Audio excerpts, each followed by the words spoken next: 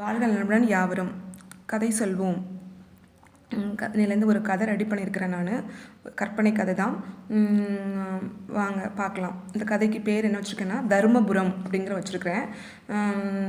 என்னோடய குழந்தை தான் இதுக்கு கொஞ்சம் சின்ன. அவன் வந்து அவனுக்கு ஒரு 11-12 வயசு ஆயிடுச்சு. அவன் பேர் ஸ்ரீ விஜய். அவன் தான் அந்த கதைக்கு ஒரு கருத்து மாதிரி ஃபஸ்ட்டு ஸ்டார்ட் பண்ணிவிட்டானுங்க. கடவுள் பக்தி வச்சுட்டும் ஒரு நல்லவங்களை பற்றியும் சொல்லி ஸ்டார்ட் பண்ணிவிட்டான். நான் வந்து அதை வந்து கொஞ்சம் இமேஜ் பண்ணிவிட்டு நிறைய கற்பனையாக உருவாக்கியிருக்கிறேன். இது ஒரிஜினல் கதை இல்லை, இது கற்பனை கதை தான்.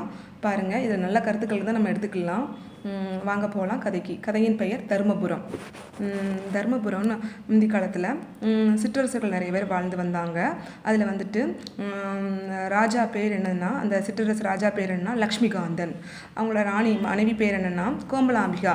இந்த ஆட்சியின் கீழ் நிறைய கிராமங்கள்லாம் வந்து ஆட்சியின் கீழ் இருந்தது. அதில் முக்கியமான கிராமம் என்ன கிராமம்னா தர்மபுரம். அது வந்து அந்த அவர் ஆட்சியின் கீழே ரொம்ப மிக செழிப்பாகவும் நல்ல ஒரு ஊராகவும் இருந்த ஊர் தான் தர்மபுரம். அங்கே மக்கள்லாம் நல்லா சந்தோஷமாக எல்லாரும் நல்லா வாழ்ந்து வந்தாங்க. இப்படி இருக்கும்போது அவர் ராஜா கீழே வந்து நிறைய ஸ்பைலாம் இருப்பாங்க இல்லையா, அந்த ஊரை பற்றி விசாரிக்கிறதுக்கு, இந்த மக்கள் எப்படி இருக்காங்க நல்லா இருக்காங்களாம் விசாரிக்கிறதுக்கு நிறைய ஒவ்வொரு ஊர்லேருந்தும் ஒரு ஸ்பை வச்சுருந்தார். அப்போது தர்மபுரத்துலேருந்து ஒரு ஸ்பை எடுக்கணும்னு சொல்லிட்டு கொஞ்சம் நல்ல ஒரு கொஞ்சம் உயர்ந்த அவருக்கு பிடிச்ச மாதிரி வைக்கும்போது அவர் வந்து ஒரு ஆள் இருந்தார். அவர் யாருன்னா தன உரியன். அவர் வெளில பார்க்கும்போது தான் நல்லவராக இருந்தாங்க. அவங்க மனைவி அதே மாதிரி தான், வெளில பார்க்கும்போது நல்லவங்களாக இருந்தாங்க. ஆனால் உள்ளே வந்து வேறு மாதிரி வச்சுக்கோங்களேன், கொஞ்சம் பொறாமை குணம், எல்லாத்தோட அறிவுகள்லாம் பிடுங்குற மாதிரி, பணங்கள்லாம் பிடுங்குற மாதிரி உள்ளவங்க தான். வெளில தெரியாது அவங்களுக்கு, அவங்க இப்படிப்பட்டவங்கன்னு தெரியாது. அதே மாதிரி அவங்களுக்கூட ஃப்ரெண்ட்ஸ் ஃபேமிலி இருப்பாங்க, அவங்க குடும்பமும் அதே மாதிரி தான். இந்த எல்லார்ட்டையும் அவங்க ஃப்ரெண்ட்ஸ்னால் என்னது, அவங்க நண்பர்கள் நண்பிகள்லாம் இருப்பாங்க. அதே மாதிரி ஃபேமிலி எல்லாருமே அடுத்தவங்களை வந்து எப்படி நம்ம வந்து இது பண்ணலாம், அவங்க அறிவை உறிஞ்சிக்கலாம், அவங்க பணத்தை உறிஞ்சிக்கலாம் அப்படிங்கிற ஒரு எண்ணம் பிடிச்ச ஒரு கூட்டு குடும்பமாக இருந்தாங்க அவங்க. இதேமாதிரி அவங்க 5-6 குடும்பம் சேர்ந்து அவங்க எல்லாம் அந்த ஊர் மக்கள் உள்ள அறிவுகளையும் பொருட்களையும் பிடுங்குற மாதிரி உள்ளவங்க. அந்த ராஜா வந்து என்ன பண்ணுறாரு, இவங்க தான் நல்லவங்கன்னு நினச்சிட்டு இவரை ஒரு ஸ்பையாக வச்சுக்கிட்டாரு. அந்த ராஜா ரொம்ப நல்லவர். அவர் பேர் வந்து லக்ஷ்மிகாந்தன், மனைவி ராணி பேர் வந்து கோமலாம்பிகா. இப்படி வந்து நடந்துகிட்டே இருக்கும்போது ஒரு நாள் நடந்துக்கிட்டு இருக்கு. அந்த தருமபுரியில் உள்ள ஒரு பஞ்சாயத்து தலைவர்னு வச்சுக்கோங்களேன். கிட்டத்தட்ட பஞ்சாயத்து தலைவர் பேர் என்னன்னா தன உரியன். அவங்க மனைவியும் மக்கள்லாம் அவருக்கு இருக்குது. அடுத்தவங்கள எப்படி அவங்க அறிவை பிடுங்கலாம், அவங்களோட பொருளை பிடுங்கலாம், அது நம்ம யூஸ் பண்ணிக்கலாம் அப்படிங்கிற ஒரு மூளை உள்ளவர். இதை வந்து ராஜா தெரியாமல் என்ன பண்ணார், இவர் நல்லவர் நினச்சிட்டு இந்த மக்களுக்கு நல்லா செய்வார்னு நினச்சிட்டு அவரை ஸ்பையாக வச்சுருக்கிறாரு. ஸ்பையாக வச்சுருக்கும் போது அப்போ ஒரு நாள் அவரை கூட்டு விட்டார். அந்த லக்ஷ்மிகாந்தன் ராஜா என்ன பண்ணுறாரு, அந்த தர்மபுரத்தில் உள்ள பஞ்சாயத்து தலைவர் மாதிரி உள்ள ஒருவரை தன உரியனை கூட்டு விட்டார். பாப்பா, உங்கள் ஊர் மக்கள்லாம் எப்படி இருக்காங்க, நல்லா இருக்காங்களா, எல்லாம் செலுத்து வர்றாங்களா, அவங்களுக்கு எதுவும் தேவைப்படுதா, நம்ம கொடுக்கலாமா அப்படி சொல்லி கொஞ்சம் நீ வந்து என்ன பண்ணுதா, ஊர் மக்கள் நல்லா பார்த்துக்கோ, எதுவும் தேவைன்னா என்கிட்ட கேளுன்னு சொல்லிட்டு கொஞ்சம் பணமும் பொருளும் கொடுத்து விடுதாரு. இது மக்களுக்கெல்லாம் கொண்டு கொடுப்பா, யாரும் கஷ்டப்படுறதா இருந்தால் அவங்களுக்கு கொடு, நல்ல நிலைமையில இருந்தால் ஒன்றும் பிரச்சனை இல்லை, அவங்க அப்படி வாழட்டும், அவங்கள எதுவும் நீ பண்ண வேண்டாம் அப்படி சொல்லிட்டு கொடுத்துட்டாரு. இவரும் தனவு என்ன பண்ணுறான், அம்புட்டு பொருளையும் கொண்டு வந்து அவரே யூஸ் பண்ணிக்கிட்டார். யாருக்குமே கொடுக்கலன்னு வச்சுக்கோங்களேன், எல்லாமே அவரே யூஸ் பண்ணிக்கிட்டார் தனவுரியங்கிறவர். மனைவி அதுக்கு மேலே, அவங்க ஃபேமிலி அதுக்கு மேலே எல்லாத்தையும் யூஸ் பண்ணிட்டாங்க. 2 பேரும் சேர்ந்து ஐடியா பண்ணுறாங்க, என்ன பண்ணலாம், நம்ம அந்த ஊர் மக்கள்கிட்ட இப்போ இது கொண்டு சேர்க்கணுமே, ராஜா சொன்னதை கொண்டு சேர்க்கணுமே, இல்லை ராஜா என்னையும் கண்டுபிடிச்சிடக்கூடாதுன்னு சொல்லிட்டு உடனே கூப்பிட்டு வாங்கன்னு சொல்லி ஊர் மக்கள்லாம் வந்துட்டு ஆமாம் ஐயா, நீங்கள் ராஜா பார்க்க போனீங்களாமே, ராஜா அப்படி இருக்காங்களா, எல்லோரும் நல்லா இருக்காங்களான்னு கேட்குறாங்க. ஓகே, அதுக்கு என்ன சொல்கிறாரு அந்த தனவுரியன், ஆமாம் ராஜா பார்க்க போனேன், ராஜா உங்களை கேட்டது, அது உண்மைதான் சொல்கிறாரு. ராஜா உங்களை கேட்டதை சொன்னார், நல்லா இருக்க சொன்னார், உங்களுக்கு எல்லாத்தையும் நல்லபடியாக பார்த்துக்கிற சொன்னார் அப்படின்னு சொன்னார். அப்படியா ராஜா வாழ்க அப்படின்னு சொல்லிட்டு எல்லாருமே சொல்கிறாங்க. அந்த மக்கள்லாம் ரொம்ப நல்லவங்க. அதுலேயும் ஒரு லக்ஷ்மி அம்பாள் முருகேச அடிகள் தம்பதிகள் ரொம்ப மிக நல்லவங்க. ஆனால் அவர் வந்து பணம் அதிகமாக நட்டணும், விவசாய குடும்பம், நல்ல ஒரு பண்பாடான தம்பதிகள் தான். பணம் வந்து குறைவாக இருந்தாலும் ஆனால் மனத்தாலையும் பரிசுத்தமானவங்க, எல்லாருக்கும் நல்லது செய்யணும்னு நினைக்கிறவங்க, அந்த நாட்டை மதிக்கிறவங்க, விவசாயத்தை கடவுளாக மதிக்கிற ஒரு தம்பதிகள் தான் லக்ஷ்மி அம்பாள் முருகேஷ் தம்பதிகள். அவங்களுக்கு 2 குழந்தைங்க உண்டு. அவங்க அப்படியே நல்லபடியாக வாழ்ந்துக்கிட்டு வராங்க. இவங்க இந்த தர்ம உரியன் என்ன பணம் என்ன பண்ணுறான், தன உரியன் என்ன பண்ணுறான்னா, இவ எல்லா மக்களையும் கொடுக்கும்போது இந்த முருகேச தம்பதிகளும் வராங்க, லட்சுமி அம்மா தம்பதிகளும் வராங்க. ராஜா பற்றி கேட்குறாங்க. எல்லாமே நல்லபடியாக நடந்துகிட்டு இருக்குன்னு சொல்லிட்டான்.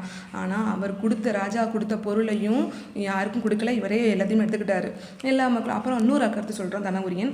ராஜா சொன்னார், எல்லாருமே தொழில் வரி கட்டணுமா, நீங்கள் வரிகள் ஏதாவது நீங்கள் என்ன விவசாயம் பார்க்குறாங்க இல்லை வேறு தொழில் பார்க்குறீங்க ஏதாவது பார்க்கணும், ராஜாவுக்கு வரி செலுத்தணுமா அப்படிங்கிறாரு. ராஜா ஏதாவது சொல்லவே இல்லை, இப்போதைக்கு அதை சொல்லவே இல்லை. ஆனால் வரி கட்டுறது உண்மைதான், ஆனால் இப்போதைக்கு சொல்லவே இல்லை அவர்கிட்ட.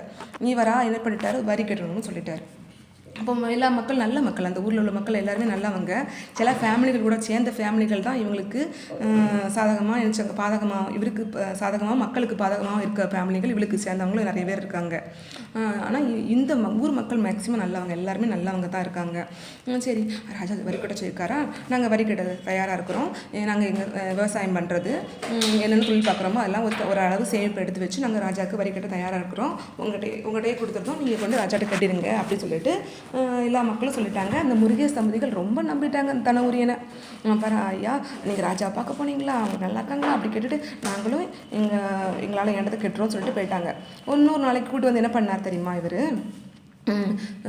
தன உரியனை எல்லாரையும் கேள்விப்பட்டிருக்காரு போலுக்கு. இந்த முருகேச தம்பதிகளும் லட்சுமி அம்மா தம்பதிகளும் மிக அறிவாளிகள், நிறைய ஐடியாக்கள்லாம் கொடுக்குறாங்க, ஒரு விவசாயம் வேற பார்க்குறாங்க. இவர்கிட்ட இருந்து நம்ம ஐடியாக்களை வாங்கிட்டு போய் ராஜாவுக்கு சொல்லி நம்ம வந்து பயன்படுத்திக்கிட்டா என்னன்னு சொல்லிட்டு இவங்களை வந்து ஒரு சூழ்ச்சி பண்ணி இவங்களை கூப்பிட்டோன்னே அவங்க சொல்கிறாங்க, இந்த தன உரியன் சொல்கிறாரு லட்சுமி அம்மா தம்பதிகள்கிட்டையும் அந்த முருகேசர்கள்ட்டையும் சொல்கிறாங்க, நீங்கள் வந்து தொழில் வரி கட்டணும், விவசாய வரி கட்டணும், நீங்கள் ஒரு அமௌண்ட் கொடுங்க அப்படிங்கிறாங்க. இவங்களோட சூழ்நிலை என்ன பண்ணுறதுன்னா, இவங்க குழந்தைங்களை படிக்க வைக்கணும், எல்லாமே செய்யணும், இவங்களோட பணம் அதிகமாக இல்லை. ஐயா அப்படியா, நாங்கள் வரி கட்டணுமா, ஐயா மன்னிச்சுக்கோங்க ஐயா, கொஞ்சம் நாள் கொடுங்க, இல்லைன்னா எங்களுக்கு இப்போதைக்கு என்ன பண்ணால் சில கருத்துக்கள் ஐடியாக்கள் சொல்கிறோம், அதை எங்கள் சார்பில் நீங்கள் ராஜாவுக்கு போய் சொல்லுங்கள். அது மட்டும் இல்லாமல் எங்கிட்ட வந்து தானியங்கள் இருக்குது, பருப்பு, அரிசி, புளி, இந்த நாங்கள் விளைவிச்ச விவசாய பொருட்கள் இருக்குது, அதை வந்து எங்கள் வரிக்கு பதில் அதை கொடுக்குறோம், அதை கொண்டு ராஜா கிட்ட கொடுக்க முடியுமா அப்படின்னு ஒரு அன்பாக ஒரு கருத்தோடு கேட்குறாங்க.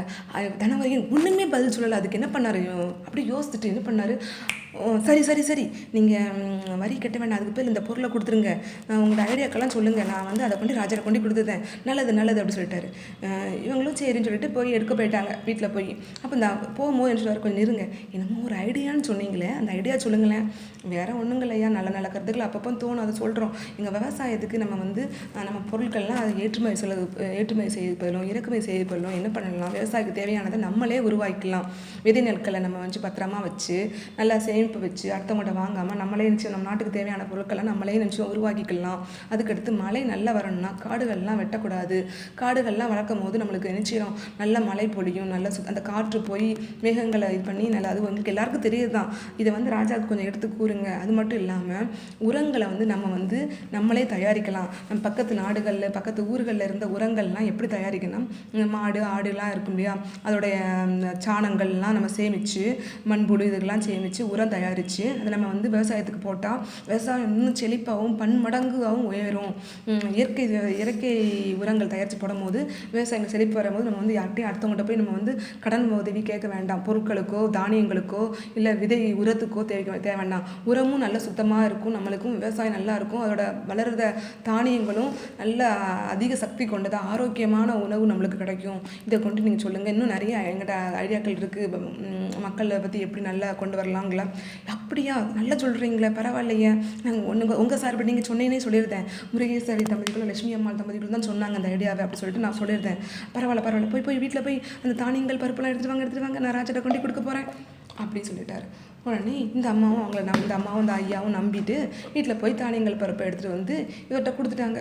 இவர் என்ன பண்ணார், தன உரியன்னு அவங்க ஃபேமிலி என்ன பண்ணாங்க, அம்புட்டு பொருளையும் இவங்களே வச்சு சாப்பிட்டுட்டு ராஜாவை பார்க்க போகிறாங்க. இந்த தன உரியன் என்ன பண்ண, ராஜாவை பார்க்க போய் இந்த கருத்துக்கள்லாம் சொல்லிட்டு ராஜாட்ட போய், ராஜா யார், அந்த ராஜா பேர் என்னது சொல்லுங்க பார்க்கலாம். ராஜா பேர் வந்துட்டு லக்ஷ்மிகாந்தன், ராணி பேர் என்னது சொல்லுங்க பார்க்கலாம், கோமலாம்பிகா. இவங்ககிட்ட போய் இந்த தன உரியன் போய் சொல்லும் போதே சொல்கிறாரு, ஐயா நான் எங்கள் ஊர் நல்லா இருக்கலாம் வந்தவொடனே போய் கேட்குறா. ராஜா வந்து உள்ளே பார்க்குறா, வாங்க தன உரியன் உள்ளே வர சொல்லுங்கன்னு சொன்னால் வந்துட்டார். எப்படி ஐயா, உன் ஊர் மக்கள் நல்லா இருக்காங்களா, ஊரில் நல்லா இருக்கலாம், ஊர் மக்கள் நல்லா இருக்காங்களா, எல்லோரும் நல்லா இருக்காங்களான்னு கேட்குறாங்க. இவங்களும் மிக அகதி ரொம்ப சந்தோஷத்தோட ஊர் மக்கள் எல்லாம் செழிப்பாக இருக்காங்க, நல்லா இருக்காங்க. அது மட்டும் இல்லாமல் உங்களுக்கு நான் ஒரு கருத்து சொல்ல தான், ஒரு ஐடியா சொல்ல தான் வந்திருக்கிறேன். என்ன ஐடியா ஐயா, தனவுரியன்னு சொல்லுங்கள் அப்படின்னு கேட்குறாரு. அந்த லக்ஷ்மி அம்பா முருகேசடிகள் சொன்ன கருத்தை இவங்க என்ன செய்தாங்க, இதேமாரி நிறைய கருத்து சொல்லியிருக்காங்க. இந்த கருத்தை ராஜா கிட்ட சொல்லுவார். இப்படி வந்து வெளிநாட்டில் நம்ம வந்து வாங்க வேண்டாம், வெளி ஊர்களில் ஏதாவது வெளி ஊர்களில் வாங்க வேண்டாம், நம்ம நாட்டு எதிர்ப்பாக நம்மளுக்கு போக மிச்சத்தை கொடுத்தா போதும் அவங்களுக்கு. அதனால் இயற்கை உரங்கள் நம்மளே தயாரிக்கிறோம். அது மட்டும் இல்லாமல் அவங்க என்ன சொல்லியிருக்காங்கன்னா, நான் அதாவது நாடு ஃபுல்லாக கோயில்களில் அங்கங்கே என்ன செய்யணும், யாகங்கள் வளர்க்கணும்.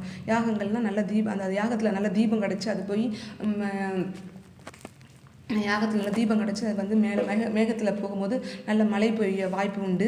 அது மூலம் நம்மளுக்கு செழிப்பான மழை பொழியும், விவசாயம் நல்லா வளரும். அதுமாதிரி காடுகள் அழிக்கக்கூடாது. இதுதான் என்னோடய கருத்து ஐயா, எப்படி இருக்குதுங்க நீங்கள் சொல்லுங்கள். அதேமாதிரி நிறைய ஐடியா சொல்லிக்கிட்டே இருந்தார். அவங்க சொன்னதெல்லாம் இவங்க சொல்லிக்கிட்டே இருந்தார், இவர் கருத்து சொல்லிகிட்டே இருந்தார். ராஜாவுக்கு ரொம்ப பிடிச்சி போச்சு தர்மபுரியனை. பரவாயில்லையே, நல்ல ஒரு மனிதர் நம்மளுக்கு ஸ்பையாக கிடச்சிருக்கிறாரு சொல்லிட்டு அவருக்கு அப்ரிஷியேட் பண்ணி நிறைய ஒரு பொருளும் கொடுத்து வச்சுக்கோங்க, நீங்கள் இது உங்களுக்கு போக இந்த மக்களுக்கும் செழிப்பு, உங்கள் ஊர் மக்களுக்கும் இதை கொண்டு கொடுங்க, பக்கத்து உள்ள நாட்டு மக்களுக்கும் பக்கத்து ஊர் மக்களுக்கும் இதை கொண்டு கொடுங்கன்னு சொன்னார்.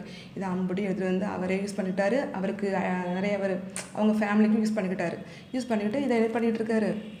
இப்படி போயிட்டே இருக்குது. அந்த ஊருக்கு போயிட்டா தனவுரி, நான் ஊருக்கு தர்மபுரத்துக்கு போயிட்டு அந்த கிராமத்துக்கு போயிட்டு இந்த லக்ஷ்மி அம்மா முருகேச தம்பதிகள்கிட்ட கருத்துக்கள் ஐடியாக்கள் எல்லாம் வாங்கிட்டே இருக்காங்க. ஒரு நாளைக்கு இவருக்கு ஒரு சந்தேகம் வந்துருச்சு. இதை என்னைக்காவது இவர் இது தெரிஞ்சு போயிடும், அந்த ஐடியா இவர்கிட்ட இருந்தால் வந்து தெரிஞ்சு போயிடும் இல்லை, ஒன்று இவரை புத்தியை ஏதாவது மங்க வைக்கணும், இல்லாட்டா அவங்களோட இப்படியா தீர்த்து கட்டணும் முடிவு பண்ணிட்டு தீர்த்து கட்ட பார்க்காரு. ஆனால் தீர்த்து கட்ட முடியல. ஏன்னா அவங்க மிக ரொம்ப நல்ல ஒரு தீவிர கடவுள் பக்தி உள்ளவங்க. அந்த ஃபேமிலி முருகேச அடிகளும் இந்த லக்ஷ்மி அம்மா அவங்க குழந்தைகளும் அவ்வளோ தீவிர பக்தி உடையவங்க. ஈஸ்வர சிவசக்தி, அப்புறம் பிள்ளையார், முருகன், அவ்வளோ சாமியும் நல்லா கும்பிடுவாங்க. அவ்வளோ பக்தி உள்ளவங்களாம் யாராலையும் ஒன்றும் செய்ய முடியல.